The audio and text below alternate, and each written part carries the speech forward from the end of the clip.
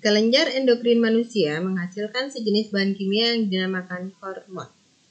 Kelenjar endokrin tidak memiliki saluran, sehingga hormon yang dihasilkan didistribusikan ke seluruh tubuh melalui pembuluh darah. Contoh, kelenjar tiroid, kelenjar adrenal, pankreas, dan lain-lain. Hormon adalah zat kimia dalam bentuk senyawa organik yang dihasilkan oleh kelenjar endokrin. Darah akan mengangkut hormon ke organ sasaran. Disebut juga kelenjar buntu karena hormon yang dihasilkan tidak dialirkan melalui suatu saluran, tetapi langsung masuk ke dalam pembuluh darah. Hormon dari kelenjar endokrin mengikuti peredaran darah ke seluruh tubuh hingga mencapai organ-organ tertentu. Meskipun semua hormon mengadakan kontak dengan semua jaringan dalam tubuh, namun hanya sel atau jaringan yang mengandung reseptor yang spesifik terhadap hormon tertentu yang terpengaruh hormon tersebut.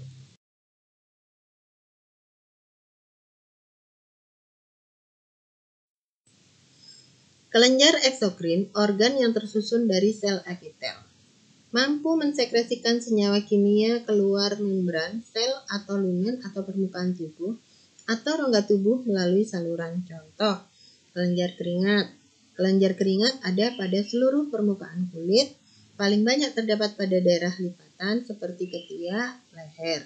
Pada orang-orang tertentu ada yang kelenjar keringatnya di daerah kulit wajah itu juga banyak, dan biasanya akan muncul ketika kondisi tertentu seperti kondisi tegang karena akan mengadakan presentasi.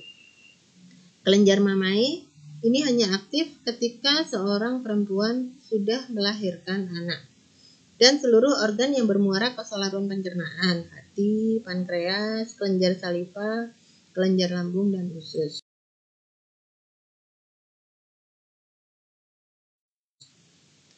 Kelenjar endokrin dan hormon kelenjar eksokrin. Istilah endokrin dan eksokrin menunjukkan di mana dan bagaimana produk ini disekresikan. Jadi hubungannya dengan asalnya atau tempat dikeluarannya. Kelenjar eksokrin melepaskan produk mereka ke permukaan tubuh seperti kulit atau kerongga seperti yang di dalam saluran pencernaan. Kelenjar endokrin mengeluarkan zat langsung ke dalam aliran darah. Kelenjar eksokrin cenderung relatif sederhana dan memiliki efek lokal. Sedangkan yang endokrin melepaskan hormon yang melakukan perjalanan ke seluruh tubuh. Berdasarkan mekanisme kerja dan letak reseptornya, hormon dikelompokkan menjadi hormon non-steroid dan steroid. Hormon non-steroid memiliki reseptor yang ada di membran sel. Hormon steroid memiliki reseptor yang ada di sitoplasma. Beberapa yang sering dianggap sebagai endokrin seperti hati dan pankreas juga memiliki eksokrin.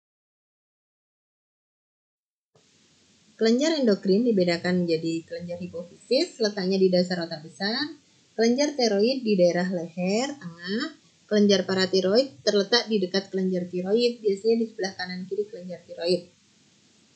Kelenjar pankreas terletak di dekat ventriculus atau perut besar. Kelenjar adrenal terletak di bagian atas ginjal. Ovarium, khusus untuk perempuan, terletak di daerah abdomen, perut. Testis terletak di buah zakar dalam skrotum. Kelenjar hipofisis terletak pada dasar otak besar, pada lekukan tulang sela tursika di bagian tulang baji. Kelenjar tiroid terletak di daerah leher. Kelenjar paratiroid terletak di dekat kelenjar tiroid.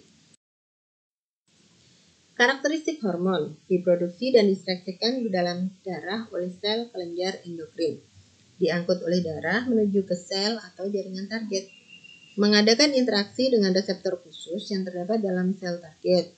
Mempunyai pengaruh mengaktifkan enzim khusus. Mempunyai pengaruh tidak hanya terdapat satu sel target, tetapi dapat juga mempengaruhi beberapa sel target yang berlainan.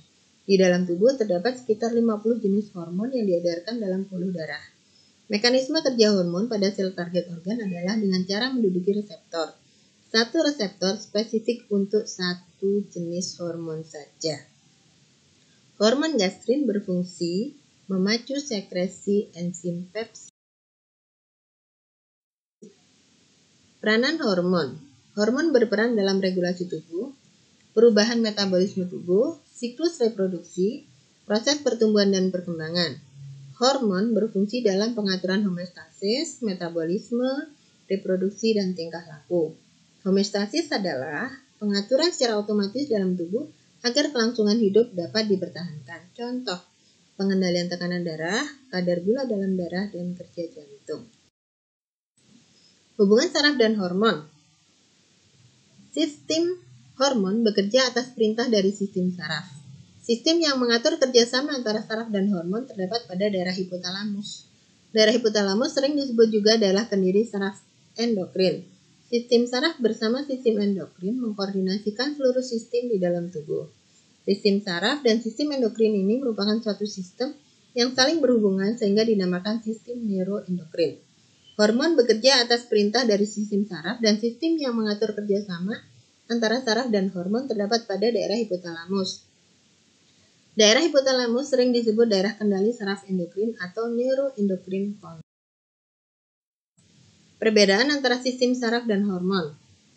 Sistem saraf itu aksinya cepat atau segera. Pengaturannya jangka pendek, misalnya denyut jantung dan kontraksi otot. Sekresi neurotransmitter. Kalau komunikasi antar neuron melalui sinapsis. Sementara kalau sistem hormon aksinya lambat, karena dia harus berkeliling ke seluruh tubuh mengikuti peredaran darah. Pengaturannya jangka panjang, misalnya pertumbuhan dan perkembangan, butuhkan waktu sepanjang umur kita. Kelenjar hipofisis terletak di dasar otak di bawah hipotalamus, disebut master of gland. Kelenjar hipofisis dibagi menjadi 3 bagian, yaitu bagian anterior, tengah, dan bagian posterior. Kelenjar hipofisis menghasilkan bermacam-macam hormon yang mengatur kegiatan kelenjar lainnya.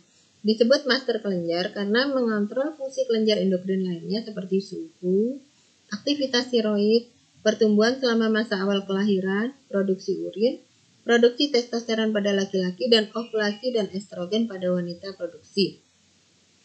Tugas kelenjar hipofisis atau kelenjar pituitari ini yakni mengawasi kelenjar lain dan menjaga kelenjar